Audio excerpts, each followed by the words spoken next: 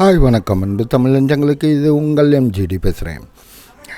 டிவிக்கே ஒழிக்கணும்னு முடிவு பண்ணிவிட்டு ஒரு அரசியல் கட்சி களம் இறங்கி பணி செய்கிற நேரத்தில் இத்தனை நாள் இந்த சம்பவம் நடந்து இத்தனை நாள் வெறும் அரசியல் கட்சி தலைவருங்கள் தான் கண்டனமும் அனுதாபமும் தெரிவிச்சிட்ருக்காங்கன்னு பார்த்தோம்.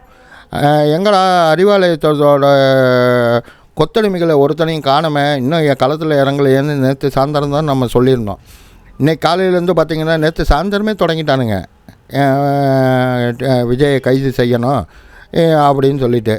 இதில் ரெண்டாவது என்ன பண்ணியிருக்கானுங்க, இன்றைக்கி காலையிலேருந்து இந்த கொத்தடிமைகள் இருக்காங்களே அவங்க எல்லாருமே ரோட்டில் இறங்கி போராட்டம் பண்ண ஆரம்பிச்சிட்டானுங்க, விஜயை கைது செய்யுங்க அப்படின்னு சொல்லிட்டு.